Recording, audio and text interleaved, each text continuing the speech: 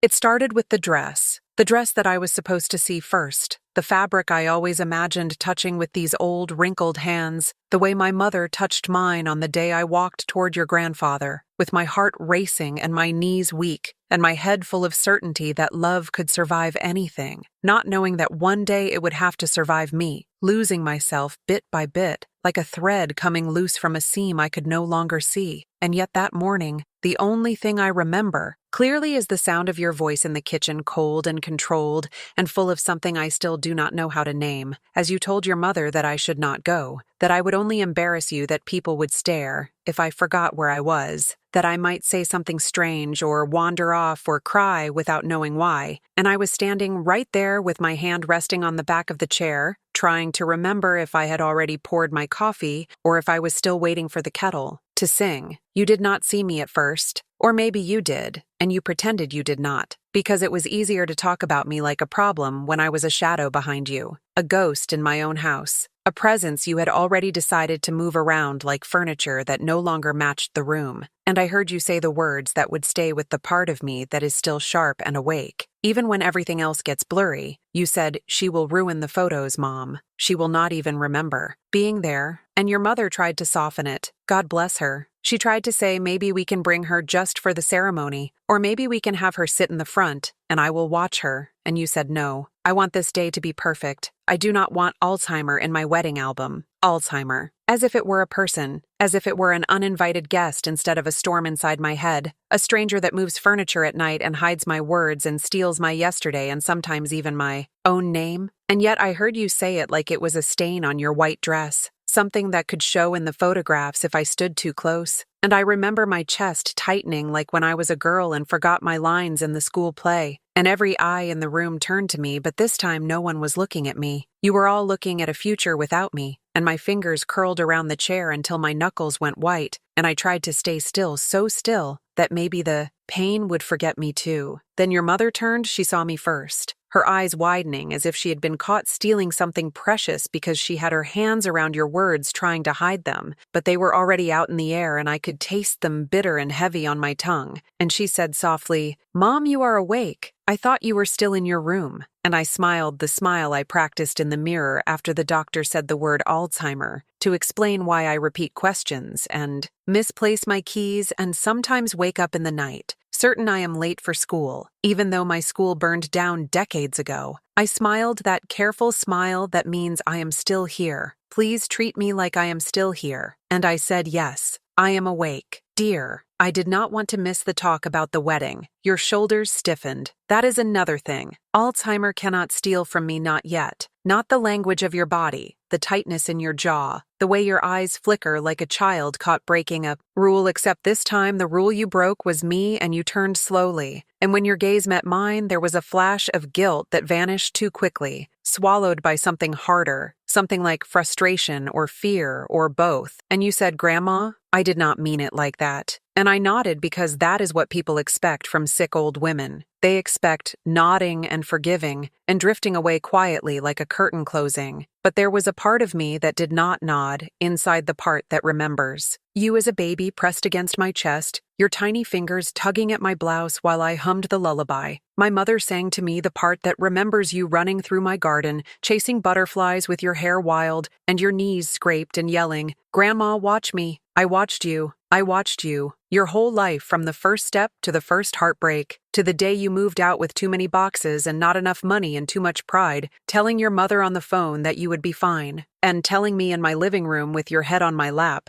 that you were terrified. I watched you cry over boys who did not deserve to hold your hand, and over exams that did not decide your worth, and over dreams that changed shape like clouds. And in all those moments, I repeated the same silent vow to myself, and sometimes out loud. When you were asleep, I will always be here for you, no matter what. Even if my legs hurt, even if my hands shake, even if my mind starts playing tricks on me, I will stand between you and any pain I can, and I will love you even when you push me away. Because that is what grandmothers are supposed to do. That is what my grandmother did for me and her grandmother before her. So when you said, I do not want her at my wedding, it felt like a hand reaching back through time and slapping that vow out of my mouth. And yet I remained standing there because the nurse says, when I get overwhelmed, I should breathe slowly and focus on something real, something I can touch. And so I touched the chair and counted each groove in the wood under my palm. 1, 2, 3, 4. And your mother tried to rescue us both by saying, why do we not all sit and talk about this calmly? But you were already backing away. You said, I have to go pick up the cake tasting samples. I am late already. And then you hesitated and added, we will figure something out later, Grandma. And then you left the room. Left, your words scattered on the floor like broken glass. And I was afraid to move in case I cut myself on them. That night, I sat alone in my bedroom, staring at the old chest at the foot of my bed, the one your grandfather built for me when we were young, when his hands were strong and his eyes were brighter than the stars. And inside that chest lives my whole life pressed into paper and fabric and photographs, letters tied with ribbon and napkins from restaurants that do not exist anymore, and one little notebook with a blue cover that used to belong to a girl with braids and scraped knees, and big dreams, and that girl was me. But sometimes lately when I open it, I feel like I am reading a stranger story, and tonight my fingers hovered over the lid as if something inside was calling me, and I could not remember why. Here is the strange mercy of this disease. Sometimes it forgets to steal a memory. Sometimes it leaves a door unlocked. And that night when I lifted the lid, that door swung wide open, and I was no longer an old woman sitting in a dimly lit bedroom with a pillow that smells like medicine. I was 13 again, standing in a sunlit classroom with dust dancing in the air like tiny golden fairies, while my best friend Clara dared me to write down the promise I made every afternoon when I walked home past the church and watched brides in white dresses stepping out into a future they could not see, and I would whisper to myself one day, that will be me, and I will invite everyone I love, and I will never let anyone I care about feel like they do not belong. Clara slapped the little blue notebook into my hands that day. She said, write it down so you do not forget, and I laughed because back then the idea of forgetting anything felt impossible. My mind was a crowded marketplace buzzing with colors and voices and secrets, and I wrote on the first page with my best careful handwriting, a vow, a promise, a childish declaration that somehow survived all the floods and fires and moves and losses, and even survived Alzheimer waiting quietly at the bottom of that chest for the night. My granddaughter banned me from her wedding. I opened the notebook, my fingers trembling, not from age but from the weight of something I could not yet name, and the first line stared back at me clear and stubborn, as if no time had passed. I wrote, when I grow up, and my granddaughter gets married, I promise I will be there in the front row smiling, even if I am old and tired, even if my legs hurt, even if my memory is not perfect. I will never let her feel alone on that day, because love is showing up, no matter what. And as I read those words, the present and the past collided like two waves crashing into each other,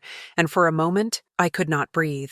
The vow, the childish vow from a girl who did not know what Alzheimer was, who did not know what it meant to be forgotten by your own mind. And yet somehow that girl understood something about love that my grown granddaughter standing in my kitchen had forgotten in her fear and vanity and panic. And I felt anger rise up a hot, fierce river inside a body that is usually tired and slow and numb, and I clutched that notebook to my chest as if it were a shield, and I whispered to the girl I once was, thank you for remembering what I am losing. Thank you for writing this down. The next days blurred. This is what happens now. Time is not a straight road for me. It is a messy table with photographs scattered everywhere, and the wind keeps blowing through the window, moving them out of order. But somewhere in that jumble, I know there were fittings for dresses and calls between your mother and you, arguments behind closed doors that I pretended not to hear, and sometimes I forgot there was even a wedding at all. And then suddenly I would remember and ask, when is the wedding again? And your mother would remind me gently, and I would say, and what am I wearing? And she would look away for a heartbeat too long before saying, we are still deciding, Mom, and I would feel that sharp little cut again. One afternoon, about a week before the ceremony, your mother came into my room with red eyes. She sat on the edge of my bed and took my hand like she used to when she was a little girl, having nightmares, and she said, Mom, she does not want you there at all. She is scared people will judge her. She is scared. You will have a crisis, and she will not know how to handle it. She said, she wants to remember the day as perfect, and I asked, with a calm I did not know I still possessed, and am I not part of perfect, and my daughter, my strong, exhausted daughter who has carried my appointments and my pills and my moods on her back for years, started to cry. She cried because she was torn between the daughter who wanted a fairy tale and the mother who is slowly disappearing, and she said, I tried, Mom. I really tried. I told her this is cruel. I told her one day she will regret it, but she is so stubborn. You know how she gets. She thinks she is protecting herself, and I stroked her hair the way I did when she was small and said softly, maybe she is protecting herself from watching me fall apart. Maybe it hurts her too much to see me like this. And your mother said that does not make it right. And I agreed, but I also remembered how I looked when my own mother started forgetting my name,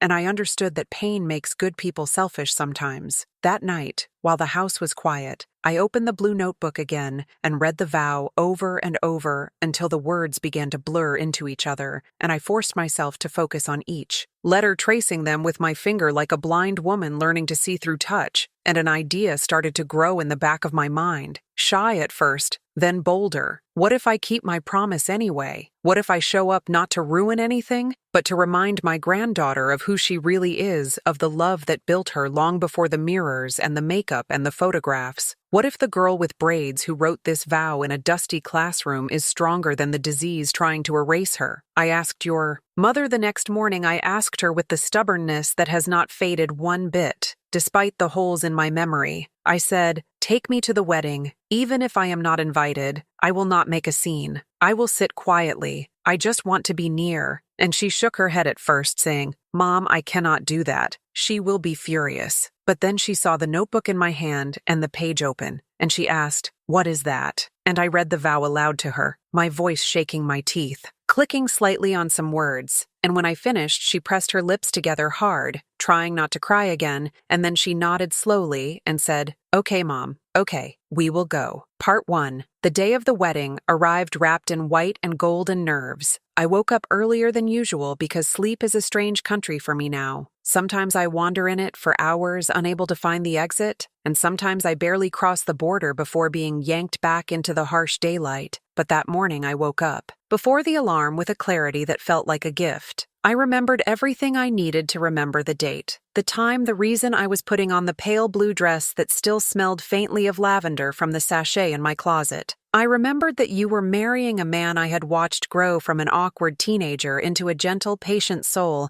who brought me flowers that one day I mistook him for the mailman. I sat at the edge of my bed, looking at my reflection. The face in the mirror is not the one I carry inside my head inside. I am still that girl in the classroom believing that vows are easy to keep, but the woman staring back at me has lines like riverbeds carved by decades of laughter and worry and grief. And her eyes sometimes forget what they are looking at, but that morning they were steady and alert. Your mother came in with her lipstick half applied and her hair only half curled. She looked frantic and beautiful, and so very tired. She said, Mom, are you sure about this? Because once we go, there is no turning back. I squeezed the notebook in my hand and said, I am sure the girl who wrote this wants me there, and I need to honor her. In the car on the way to the church, I watched the city pass by like a slideshow. There were places I recognized and others that felt unfamiliar, even though I know I must have seen them 1,000 times. It is strange when your own neighborhood becomes a foreign country, but I held on to the pieces. I knew the bakery where we used to buy your birthday cakes, the small park where I taught you to ride a bike, and you fell and scraped your knee and refused to get up until I promised you ice cream, the pharmacy where your mother buys my pills lined up like tiny silent soldiers against the war in my brain, each landmark anchoring me to the present as if saying, stay with us just a little longer. Your mother parked 2 streets away from the church to avoid the chaos. She said I could already hear the music faintly like a heartbeat through the walls, and I saw guests in bright clothes, walking and laughing and holding little wrapped gifts. I held my handbag close, feeling the texture of the worn leather under my fingers. Inside it, the notebook waited like a secret weapon. My heart thumped harder with each step, not from the effort, but from the fear that I would walk in there and you would look at me as if I were a stranger, as if the disease had already taken me farther away than any distance could. At the church doors, an usher recognized your mother and greeted her warmly. His smile faltered when he saw me, as if he were not sure whether he should pretend he had expected to see me, and your mother rescued him by whispering, she is just here to sit quietly. "Do not worry." And I almost laughed because I have survived wars and funerals and heartbreak, and yet here we were, worrying that an old woman sitting in a pew might be the most dangerous thing at your wedding. We slipped into the last row near the door, and I felt the cool wood of the bench. Against my back, I inhaled the familiar scent of incense and old stone and fresh flowers,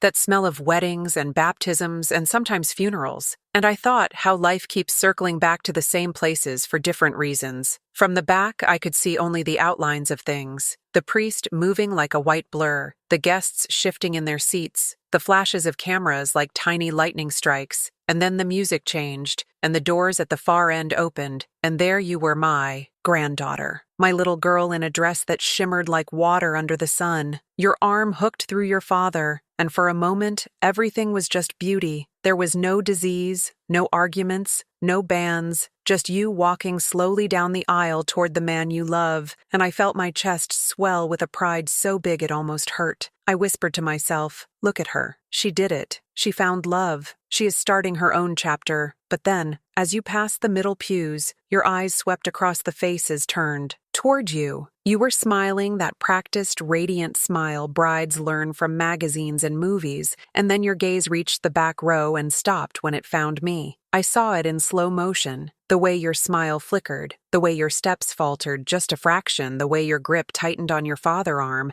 and for a heartbeat, the entire church seemed to hold its breath. You looked at me with a mixture of shock and anger, and something like fear, as if I were a ghost that had slipped through a locked door, and I felt the air grow heavy. Your father bent his head to whisper, "Are you okay?" You nodded quickly, the smile snapping back onto your face like a mask, and you looked away from me as if looking too long might make me more real, and you finished your walk down the aisle with your chin raised a little higher than before. I watched you stand before the altar, your back straight, your veil catching the light, and I could feel the distance between us like a physical thing stretching from the front pew to the back row where I sat clutching the notebook so tightly my fingers ached. The ceremony flowed. Words about love and patience and sickness and health rolled through the church like a gentle river, and I wondered if you were hearing them. Really, hearing them the way a woman who has watched her husband forget their wedding song hears them as a prophecy. I listened to the priest talk about promises and sacrifices and standing by each other when life becomes difficult, and I thought of the conversation in our kitchen, the way you had chosen a perfect photo over an imperfect grandmother, and my heart twisted because I knew you were not cruel. You were afraid and confused like I am so often now. Around the time you exchanged rings, my own mind wavered. The faces in the church blurred into a watercolor painting. The words melted into a soft hum,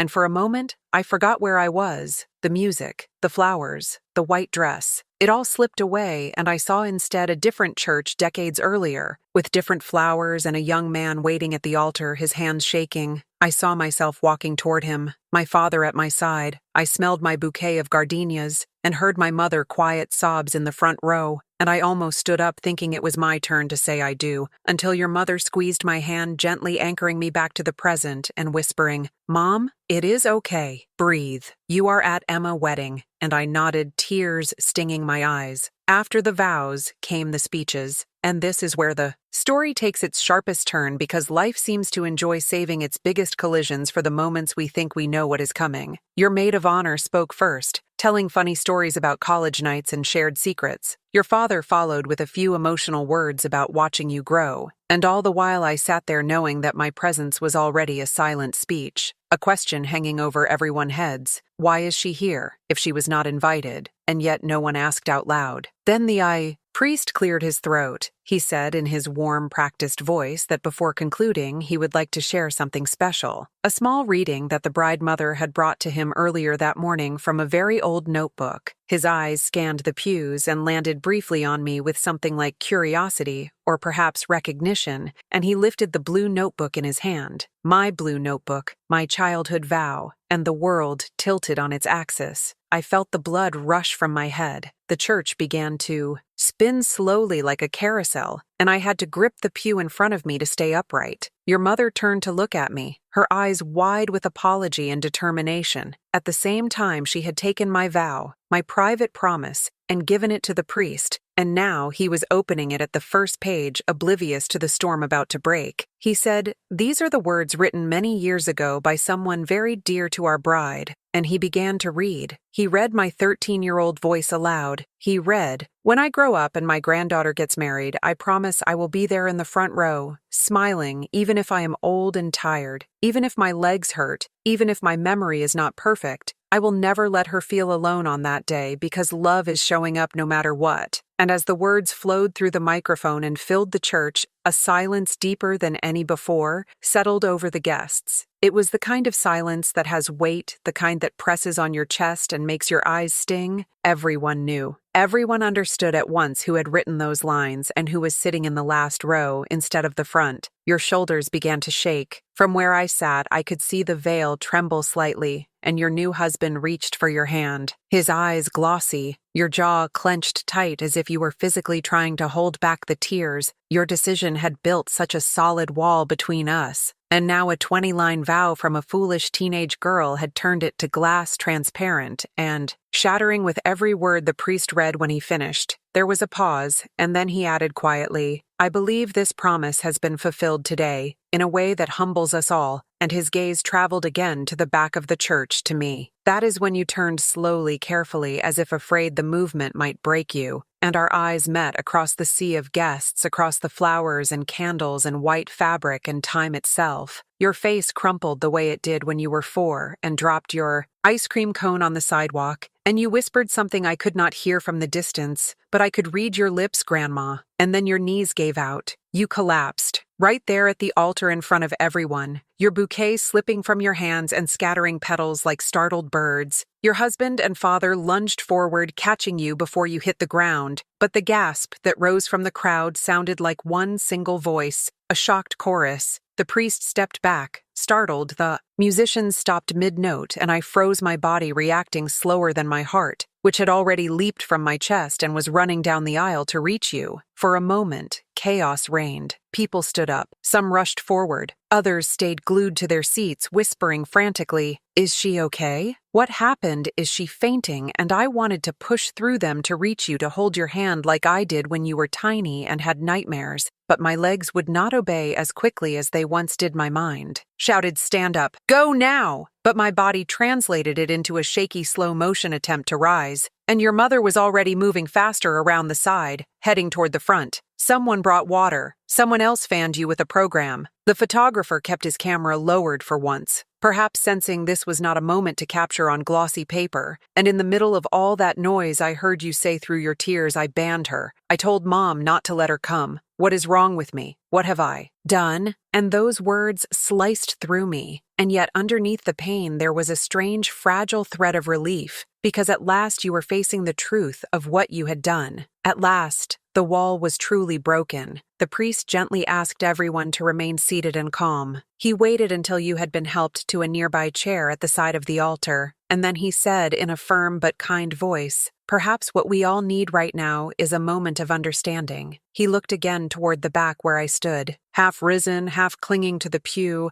and then he did something no one expected. He said, "Would the author of this vow like to come forward and read it herself if she feels able?" And the church turned as one to look at me. Time slowed. I could feel every eye on me, every doubt, every whisper pressing against my back. My instinct was to sit down, to disappear, to let the priest's words be enough. But then I remembered the girl who wrote the vow, the girl who promised to show up no matter what. And I remembered your face crumpling at the altar, and I knew this was not about whether I belonged at a party or in a photo. This was about reminding you of a love that existed before the disease, before the wedding plans, before the fear. I straightened my back, took a deep breath, and with my heart pounding louder than the church bells, I let go of the pew and stepped into the aisle. Each step felt like walking through water, thick, heavy, slow. But with each one, the murmurs quieted a little more. People shifted to give me space, and I could hear the soft rustle of fabric, the clink of jewelry, the quick breaths of strangers witnessing something they did not understand. Your mother appeared at my side halfway down the aisle, her hand at my elbow steadying me without a word, and together we reached the front where you sat, pale and trembling, mascara tracks marking your cheeks. You looked up at me as if you could not quite believe I was real. I took the notebook from the priest. My fingers shook so much that the pages rattled, like leaves in the wind. But when I found the right page and looked down, the letters seemed to steady themselves for me, as if that younger version of myself were holding my hand. I cleared my throat, the microphone cold and unfamiliar near my mouth, and for a heartbeat, doubt screamed, "You will forget the words, you will freeze. You will embarrass her. You will justify everything she feared." But the vow was right there in front of me, written by a memory that had not yet been wounded, and I began to read. My voice at first was quiet, thin and wavering, like a thread stretched too tight. I said, "When I grow up and my granddaughter gets married," and I felt the room lean in. I could sense the guests realizing that these words were older than the bride, older than the groom,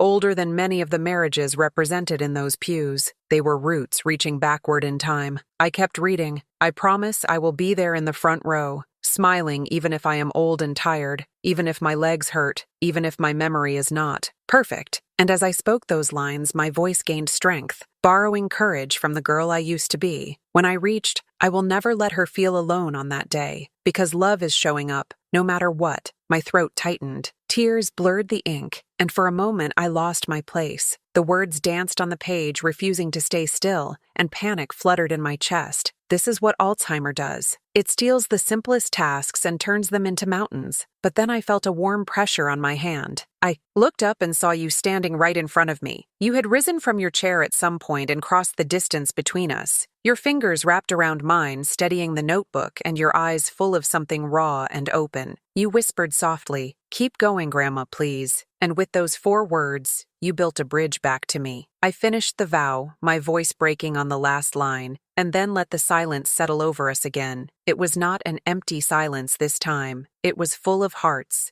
beating fast, full of memories, resurfacing, full of unspoken apologies and quiet prayers. You took the notebook gently from my hand and looked at the page as if it were a sacred text. Then you turned to the guests, to your husband, to the priest, and finally back to me. In a voice that trembled but did not break, you said, "I banned her from my wedding. I told my mom not to bring her because I was afraid and ashamed of something I did not even understand. I was scared that if she forgot where she was, or who I was, it would ruin my perfect day. And now I am standing here realizing that the only thing ruined was the promise she made to me long before I was born, and I was the one who tried to break it." You looked at the priest, then at the rows of guests, some of whom wiped their eyes, others stared wide-eyed, and you said, "If my grandmother can fight through everything she is going through to stand here and keep a promise she wrote as a child, then I can be brave enough to stand next to her and admit that I was wrong." You turned fully to face me. Your veil brushed against my arm,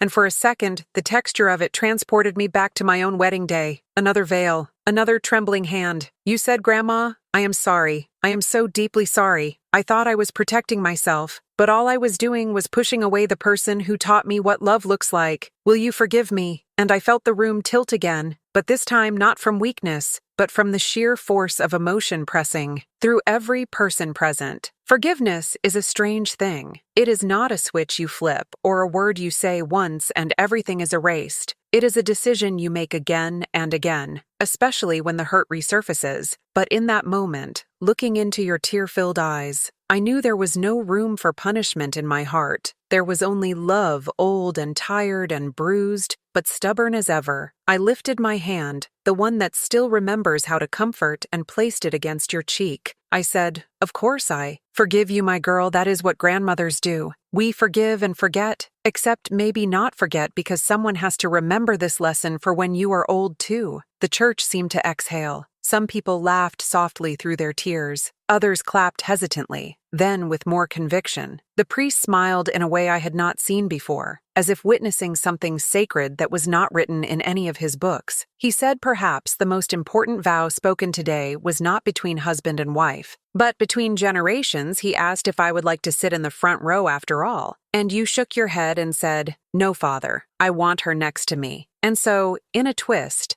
No one could have predicted I spent the rest of your wedding ceremony standing slightly behind you and your husband, one hand resting lightly on your shoulder like a guardian from another time. Whenever my mind started to drift, lost in the swirl of music and voices, your touch on my fingers pulled me back, and whenever your nerves threatened to overwhelm you, you leaned back just a little as if drawing strength from me. The photographer timidly asked later if I wanted to be included in the family photos, and before I could answer, you said firmly, "Of course, she is the reason we are all here." Part 2. Now, my dear, if you are listening to this story, maybe you are not my granddaughter. Maybe you are someone sitting alone with a cup of tea or lying in bed with your phone glowing in the dark, scrolling through videos, because you cannot sleep, because you are scared of what is happening to someone you love or maybe to yourself, and you hear an old woman voice talking about vows and weddings and Alzheimer, and you feel that tight knot in your chest that says, "This is not just a story, this is my life too." If that is you, then come a little closer. Let us sit together for a moment. There is something you need to hear. Alzheimer does not only attack the person who carries it in their brain, it attacks everyone who loves them. It sneaks into family dinners and holidays and special events and whispers ugly lies in their ears. It says, "You will be embarrassed." It says, "They are not the same anymore." It says, "Distance yourself to protect your memories." And if you are not careful, you start believing it and making choices you will regret deeply later. Just like my granddaughter almost did at her wedding, one of the most important days of her life that she almost filled with an empty chair where her grandmother should have been. Tell me something. And be honest in your own heart. Have you ever felt that temptation to hide the person with Alzheimer? Have you ever found yourself talking about them in the past tense, even though they are still breathing in the next room? Have you ever avoided taking them to a gathering or speaking about them in front of friends because you were worried they would repeat a story or ask the same question 3 times or forget where they were and embarrass you if you have? Then I want you to know you are not a monster. You are human and you are scared and tired. But I also want you to know that those little decisions, those small distances, can grow into chasms that are very hard to cross later. This is the moment in our conversation where I gently ask something of you. If you have ever felt that tug of shame or fear about a loved one with memory loss, would you be willing to share a little piece of it here, so you do not have to carry it alone? You can even borrow my words if it feels too hard to. Find your own. You can simply write in the comments, "I choose love over fear. For my family journey with memory loss," just that simple sentence. I choose love over fear. For my family journey with memory loss. You cannot imagine how many hearts you might touch by doing that. Another granddaughter somewhere might read your words and feel less alone. Another son might gather courage to invite his father to his wedding instead of hiding him in the shadows. Leave that phrase if it resonates with you. Copy and paste it if you do not know what else to say. And if you feel comfortable, add a little detail, a memory, a fear, a hope. This place here where you are listening can become more than a story. It can become a circle of chairs where we all sit and acknowledge that we are struggling. And that is okay by commenting. You are not simply interacting with a video. You are reaching out your hand in the dark and letting someone else know there is another beating heart out there who understands. And maybe that is exactly what you need tonight. After the wedding,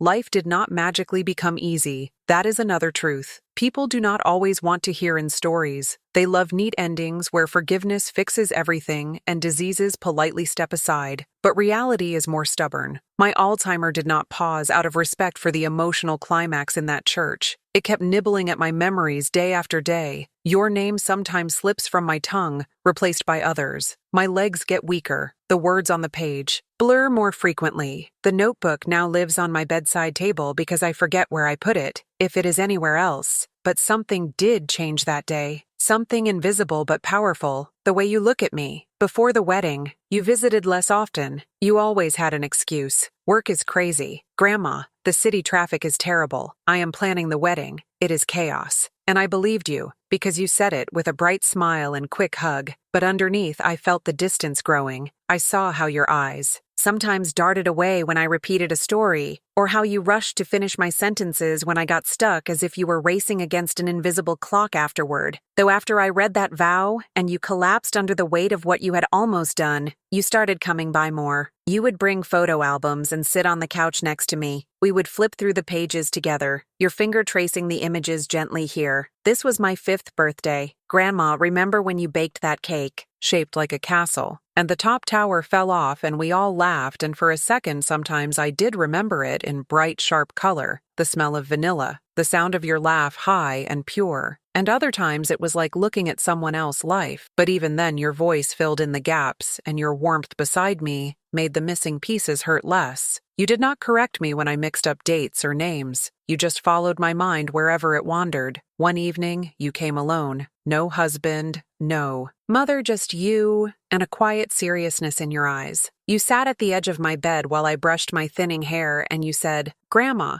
can I ask you something about that notebook and that vow?" I looked at you in the mirror and nodded. You said, "How did you know, even as a child, that you would have a granddaughter? How did you know you would love her enough to make that kind of promise?" And I smiled, because the answer was both simple and mysterious. I told you, I did not know. I simply felt, in my bones, that my love would not end with my own children, that it would spill over into the ones they brought into the world, and I knew that when that happened, I would want to be there for them in every important moment. You were quiet for a long time after that. Then you said in a small voice, "Do you think one day I will be able to love someone like that, even if they forget who I am?" And I realized with a jolt that you were not talking about me anymore. You were thinking of the future, of the possibility that the same shadow might one day fall across your own mind, or your husband, or your children if you have them. I reached for your hand and held it between both of mine, fragile bones, wrapped around young, strong fingers, and I said, "Love is not erased by forgetting. It lives in the gestures, in the habits, in the way you make someone feel safe, even when they do not know your name in that moment." You nodded slowly. I could see new resolve forming behind your eyes, like a sunrise. And from then on, you stopped hiding my condition. You talked about it openly with your friends, with your husband, with cousins who called asking why I seemed different. You did not lower your voice or change the subject anymore. You would say, "My grandmother has Alzheimer. It is hard and it is scary, but she is still here and I love her. We are learning together how to walk this road." And every time you said that, you built another little bridge for someone else listening, someone who might have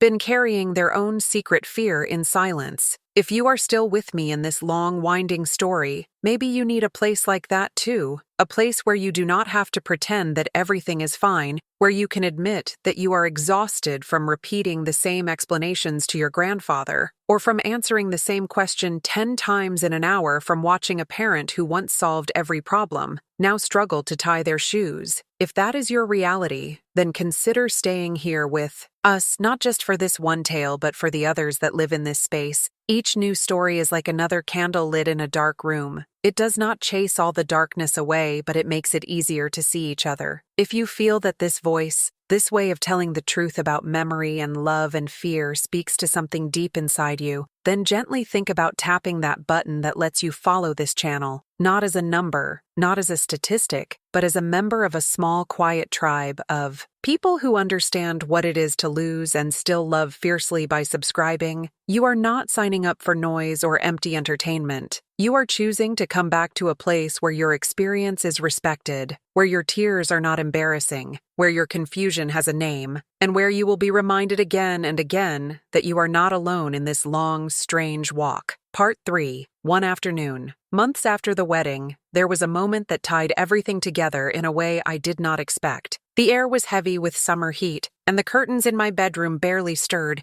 even though the window was open. Your mother had gone out to buy groceries and I was alone. A situation that now rarely happens, because everyone worries I might wander or fall, but sometimes life decides to trust me for an hour, and I treasure those pockets of solitude. I was sitting on the edge of my bed, the blue notebook in my lap, though lately the letters on its pages had begun to swim more often, when suddenly, a flash of panic shot through me. I looked around the room and nothing was familiar. The chest at the foot of the bed, the framed photo of your grandfather. My own hands all seemed like props from a play I had wandered into by mistake. My heart pounded. My breathing quickened. I could not remember whose house this was, or how I had gotten there. A cold sweat broke out on my neck, and I clutched the notebook as if it could anchor me, but even the cover felt foreign. I whispered, "Whose room is this? Where am I? Who am I?" And for a terrifying moment, no answer came. Then, from the hallway, I heard music. A soft melody I could not name at first, but it tugged at something buried deep inside me, like a fisherman. Line snagged on a treasure chest. Your voice followed, humming along slightly off-key, the way you always are when you forget the words and make up your own.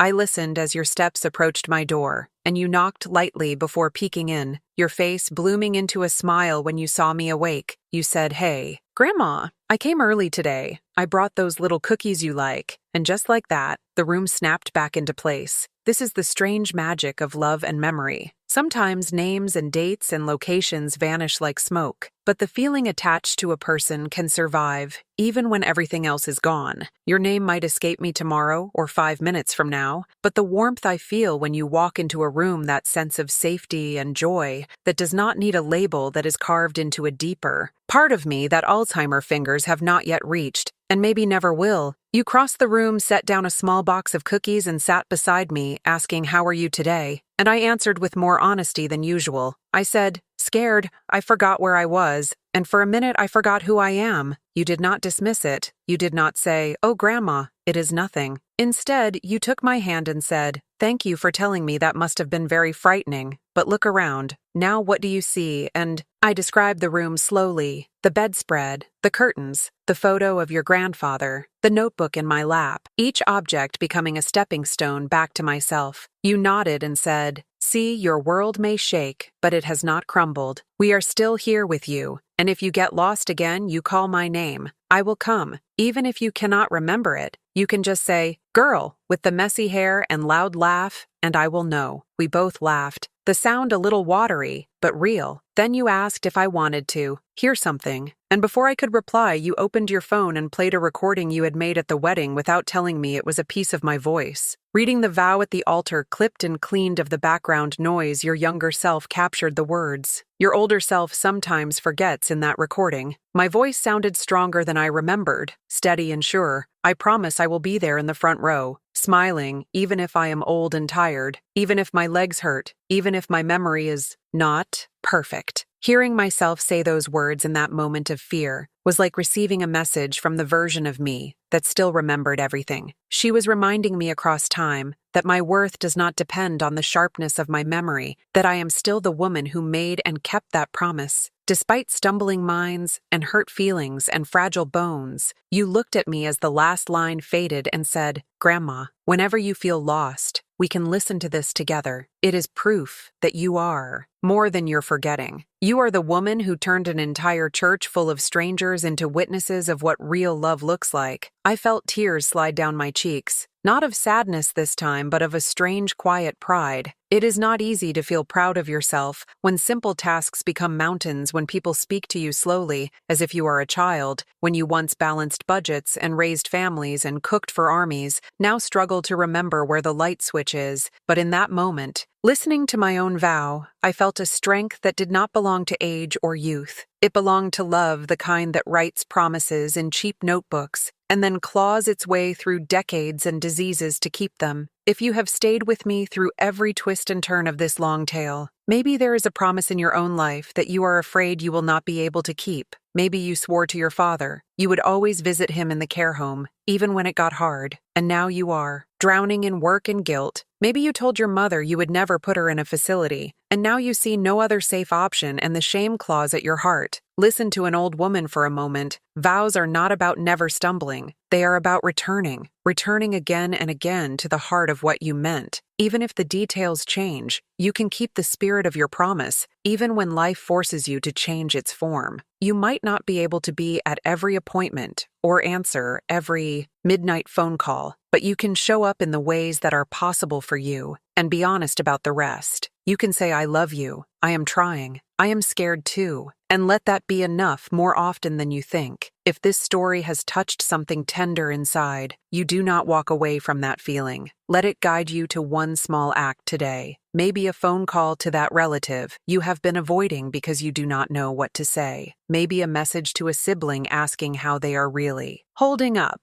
Maybe just taking a deep breath and forgiving yourself for not being perfect. And if you want a companion on that road, a voice that will keep reminding you that you are not failing simply because you are tired, then you know where to find me here in these stories, in this space, where memory is not just about loss, but about all the love that flickers stubbornly in the cracks. Hit that subscribe button, not as a promise to watch every second, but as a tiny vow to yourself that you will keep. Seeking understanding and compassion for this journey. Every time a new story appears, it will be like a gentle knock on your door saying, hey, you are still not alone. We are still walking together. Before this mind loses the ability to form such long streams of words, there is one more thing that must be said. To you, the person on the other side of the screen, and to my granddaughter whose wedding day will forever be entwined with my little blue notebook. Please remember this. Alzheimer may steal dates, and names and directions. It may take the sparkle from my eyes some days and replace it with confusion, but it cannot touch the love that built you. The nights I stayed up rocking you through fevers, the cookies we baked and burned and laughed over the stories I told you under blankets during storms. Those are woven into who you are, even if one day I cannot recall them. So if you ever find yourself standing at the front of a room, making a speech or a vow, and the fear creeps in, whispering that someone's presence will ruin your perfect moment, take a breath and think of an old woman in a blue dress, walking slowly down a church aisle with a notebook in her hand. Think of the way a whole room watched as shame turned into courage and distance turned into an embrace. Think of a vow written by a girl with braids living on years later in the trembling voice of a grandmother with Alzheimer, and ask yourself which matters more, the flawless photo or the imperfect love that will hold you when the photos fade. If this story helped you see even a small part of your own journey in a kinder light, stay a little longer with us. Leave your mark by writing that you choose love over fear, or by sharing one tiny memory of the person you are fighting for. Let us fill this space with their names, their quirks, their laughter, so that even as some memories slip away, others are held here like precious stones. And when you are ready, when the world feels heavy, and you need another reminder, come back, press, play on another tale and let an old woman voice sit beside you once more in the flickering light of your screen, telling you again and again that love showing up is the most powerful vow any of us can ever keep.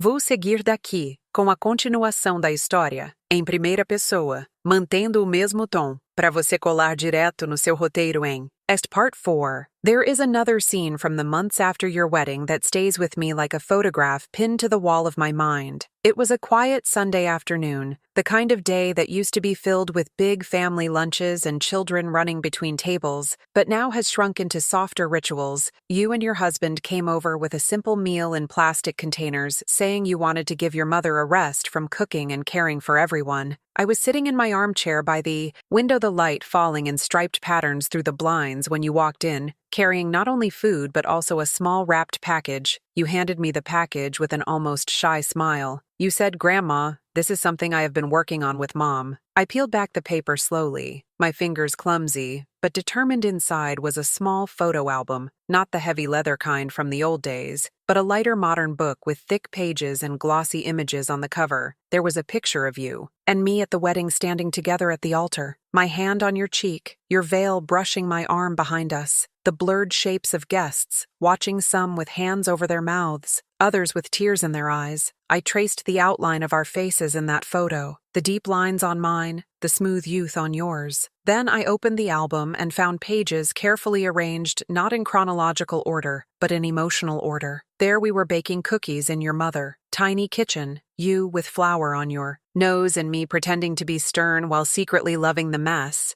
There we were in the park, you no more than 7, clutching an ice cream in one hand and my fingers in the other. There we were at your school play me in the front row holding a ridiculous bouquet of plastic flowers because I had forgotten to buy real ones and refused to come, empty-handed. Each photo had a small caption printed beneath it in clear, simple letters, not long paragraphs, just short phrases that anchored the image to a meaning. Even if the specific date or place vanished from my memory, you had chosen words like our cookie disaster day, or grandma fake flowers, victory, or first bike ride. Survived the captions felt like tiny ropes tying the pictures to something solid at the back of my mind. I felt my throat tighten as I flipped through page after page, a whole relationship compressed into moments of laughter, surprise, tiredness, and quiet comfort. At the end of the album, there was a blank page in the center you had, printed one sentence in larger letters. Today my vow is to show up for you, like you showed up for me below.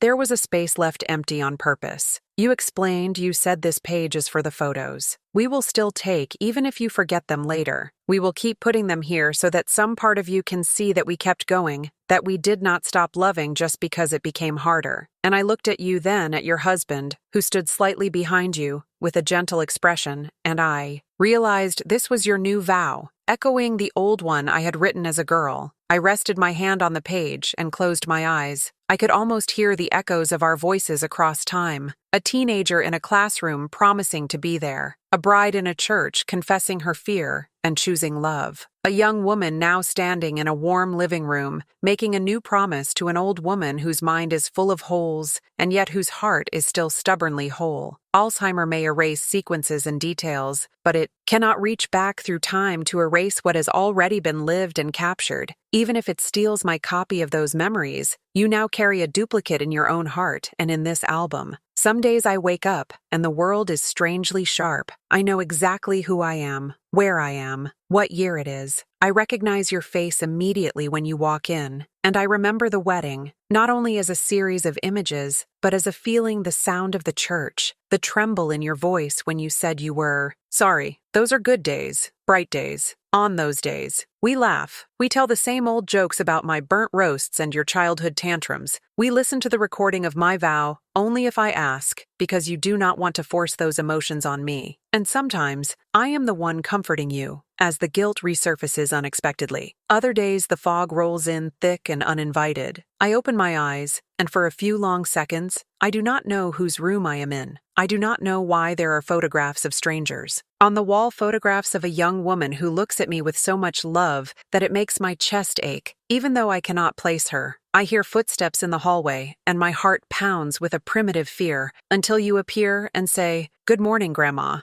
And the word grandma feels first like a costume, then like a skin. I remember I am someone, grandmother. I remember at least that I belong to someone. On one particularly heavy day, I did not recognize you at all. You came in bright and smiling, holding a small bouquet of daisies from the market. You said, "Look what I brought you today." And I stared at you with polite confusion. The way you do with a neighbor you have seen a few times but cannot name. Your smile faltered just slightly, but you did not correct me. You sat down and began talking to me as if we were meeting for the first time. You told me your name, your age, the fact that you used to spend summers in this very apartment as a child. You told me that I had once taught you how to make the perfect scrambled eggs, and that we had survived many burnt toast mornings together. Slowly, as you talked, something inside me loosened. It was not that I suddenly remembered everything in a sharp flash. It was more like a feeling of safety seeping in through the cracks of my fear. I still could not recall the details you described, but I believed you, because the way you looked at me, the way you laughed at your own stories, carried a familiarity my brain could not label, but my heart recognized. By the time your mother arrived later that afternoon, I might still have struggled to produce your name on command, but I would have defended you fiercely if anyone dared to say you were a stranger to me. After that day, you started carrying a small card in your wallet. You showed it to me once when I was having a clearer moment. On it, in simple letters, it said, "My grandmother has Alzheimer. If she seems confused, please be kind and help her find me. I will always be nearby," followed by your phone number. You told me you had created several copies. One for the nurse at the clinic, one for the neighbor downstairs, one for your husband to keep in his car. At first, I felt a flicker of humiliation at the idea of being someone who needed those precautions, but then I realized it was not a badge of shame. It was a shield of love. You were building a world around me where getting lost did not automatically mean danger, where forgetting did not instantly translate into being alone. That card was another kind of vow, quiet and practical, a promise that even if my mind wandered, my body would not be abandoned in the wandering, and that thought soothed something raw inside me more than any grand speech ever could. Perhaps that is what all our big emotional moments are for the scenes in churches, the tearful confessions, the dramatic collapses they carve the initial shape of our commitments, but it is the small daily acts like laminated cards and photo albums that fill in the details and keep the promise alive. Sometimes, when I cannot sleep, I replay the wedding day in my mind, not always in order. The disease shuffles the scenes like a careless projectionist, but certain images remain vivid. The cool wood of the back pew under my hands, the weight of the notebook, the wobble in my legs as I walk down the aisle, the sound of your body hitting your knees, not with a thud, but with a kind of surrender, the murmured gasps of the guests, the priest's gentle, steadying voice inviting me forward, your face, crumpled like tissue when you turned and saw me standing there. Those moments are stitched into me so deeply that even when other things fall away, they linger. I think about the guests, sometimes the distant cousins, the old neighbors, the co-workers who came expecting an ordinary ceremony with maybe a funny toast or two,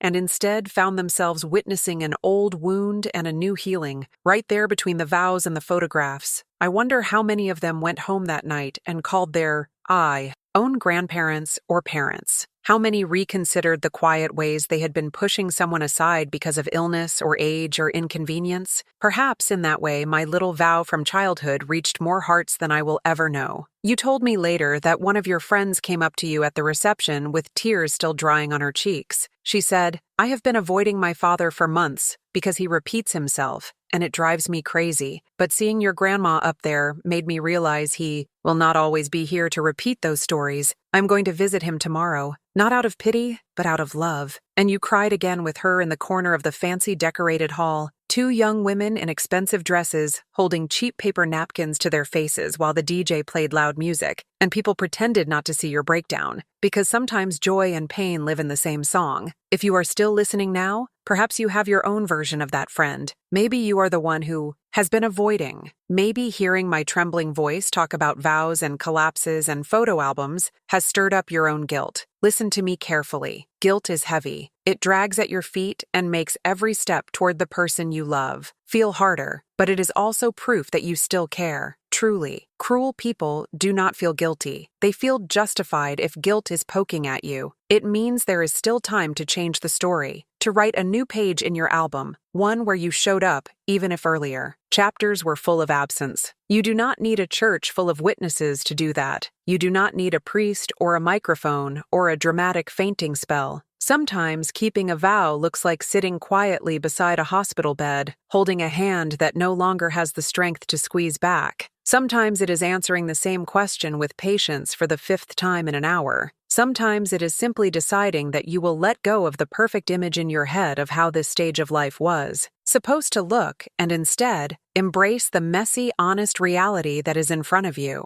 If this story nudges you toward one phone call, one visit, one act of gentleness, then the girl who wrote the vow and the old woman who kept it will both be deeply satisfied. Before this mind of mine finally decides it has had enough of memories and begins to close more doors than it opens, I like to sit with that blue notebook and the photo album side by side on my lap. On one side, the shaky, careful handwriting of a 13-year-old girl dreaming of a future she could not fully imagine. On the other, the glossy printed proof of how that future actually unfolded, with all its pain and beauty and unexpected turns between those two objects, lies the whole arc of my life as a woman, as a mother, as a grandmother, as a person learning to live with a mind that does not always cooperate.